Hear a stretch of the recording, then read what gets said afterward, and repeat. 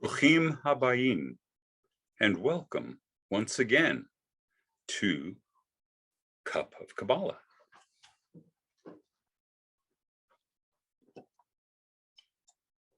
Od Pam, welcome once again to Cup of Kabbalah.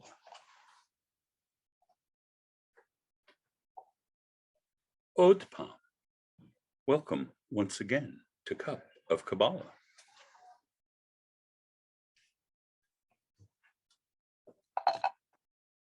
Od Pam, welcome once again to Cup of Kabbalah.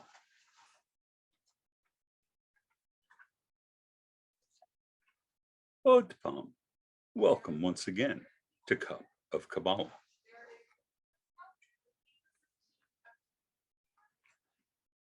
So what was that exercise all about?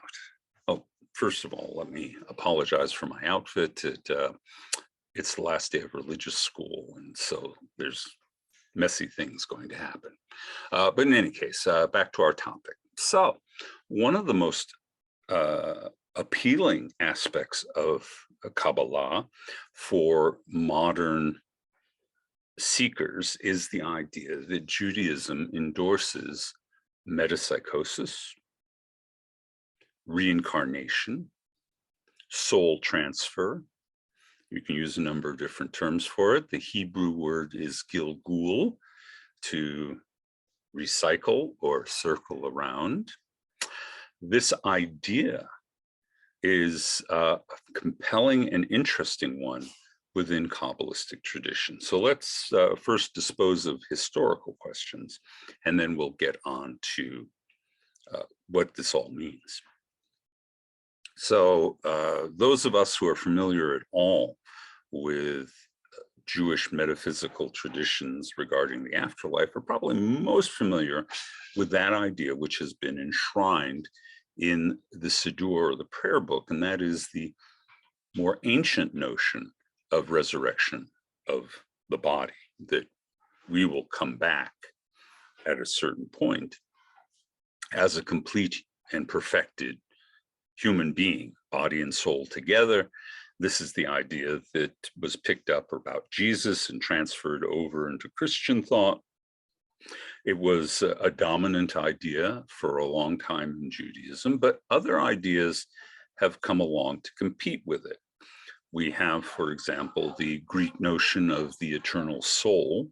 That has been a popular idea within Judaism also.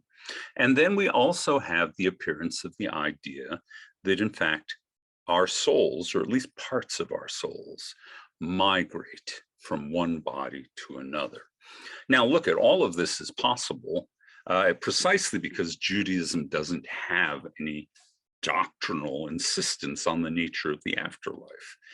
The Torah, the 5 books of Moses, give us no explicit explanation for what happens to us after we die, and that opens the room for speculation.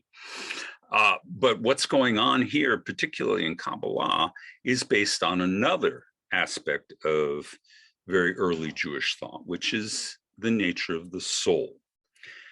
As it turns out, if you look through the Hebrew Bible, words synonymous with the soul appear multiple times, and they appear in different forms. So we really have 3 words that seem to fit the definition of the word soul, or life force, or generative energy within human beings. The first of them is nefesh. The second one is ruach, and the third one is neshama. Well, okay, so we have 3 different words for one concept, or, as the sages conclude, we have 3 different souls. Yes, the Jewish solution is that, in fact, the human soul is polypsychic. It comes in layers. It comes in different elements. The nefesh is understood to be the life force, the battery in the back of our Energizer bunny. The ruach is our animal, human, emotional existence, and the neshama are our higher intellect, but also that aspect of the soul that flows most directly from God. Now, how this functioned originally is the idea that we human beings are conflicted. We're internally conflicted. We often find ourselves at odds with ourselves. And what better explanation for that than that we have three different soul elements with competing desires and competing goals, struggling with each other within us. It's actually a kind of proto-psychology, and it's impressive in and of itself for that. How do you explain the conflicted self? Because our essence is in certain kind of conflict. So that's fabulous in and of itself.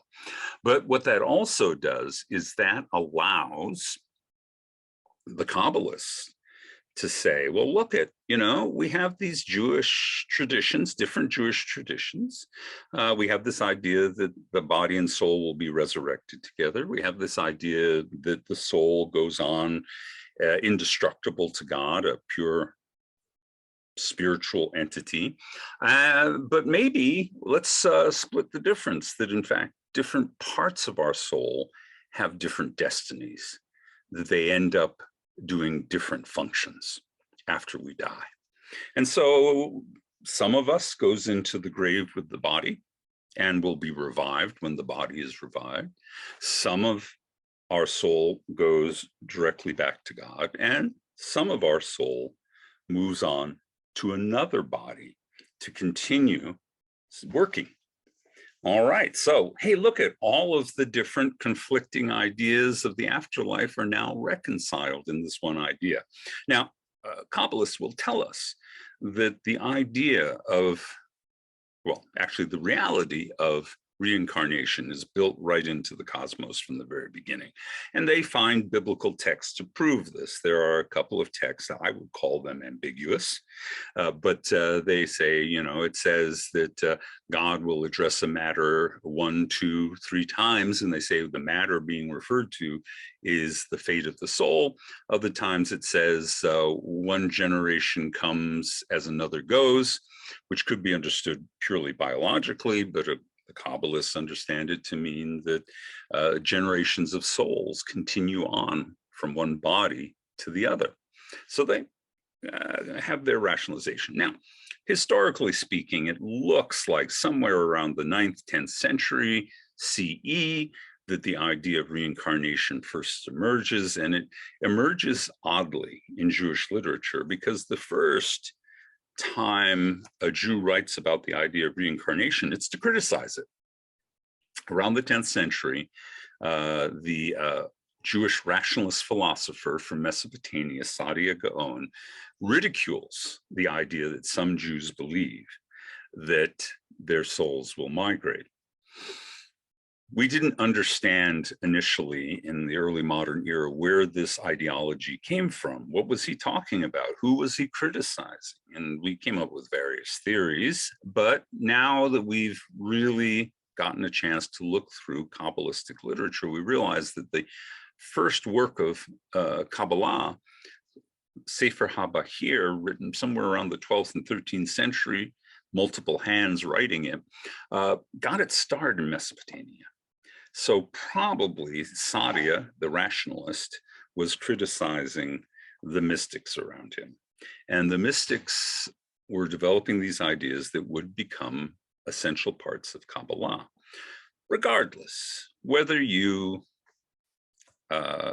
believe that our souls have always migrated, whether you believe that this is a historical development in the history of ideas, it doesn't matter. So what it does do is it says some interesting things. It says that, our multi-leveled soul has different parts with different fates.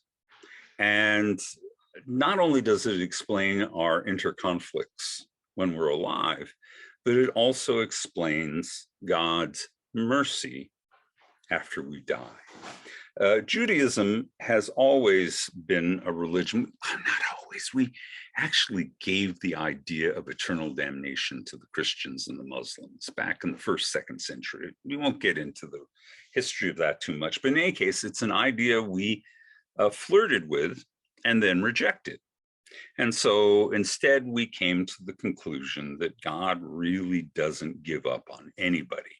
Now, we think about that in terms of the idea of this life, that we make mistakes in this life, we do tshuva, and we return to our more authentic selves, and we keep doing that process until we die. The Kabbalists go a step further. Suppose I try and fail, or I don't try at all. I'm just a terrible person from the beginning to the end. What a disappointment. How much sadness for my family and the people who know me that I never became a better person. There is still hope. The Kabbalists teach us that if we don't get it right in this lifetime, God will give us an opportunity to get it right in a subsequent lifetime. So really, the notion of reincarnation is an extension of this belief we have that God is compassionate, almost infinitely compassionate, and that even though we fall down and get up and fall down and get up, in the end, we will eventually get where we need to go, that our souls will all return to God. It may not happen the first time round. Most of us are not first trial learners. So our soul work will continue in subsequent lives and subsequent generations until we do get it right. And at that point, our perfected souls will, in fact, be reunited with the Holy One of Blessing. So actually, whether you consider it to be a reality or whether you consider it to be a beautiful metaphor, the idea of reincarnation reinforces the Jewish teaching that we are loved, and eventually we will, if we haven't already, we will deserve God's compassion, and we will live up to God's justice. So that's the idea of reincarnation in Judaism. I could tell you about the incredibly elaborate books that are written in later Kabbalah that try to work out the intricate metaphysics of what happens to a soul in this circumstance and what happens to a soul in that circumstance. They're kind of fun to read, but I'm not sure I need it to be that worked out for me. But in any case, they do exist. And if you want to read more elaborate reflections on the nature of reincarnation, believe me, Kabbalah has a dozen or more books that you can study. But in any case, what I take from it is this beautiful notion that even the worst of us has the potential to redeem ourselves over centuries if necessary. All right. Well, I hope this has been interesting for you, and I'll see you at the next Cup of Kabbalah.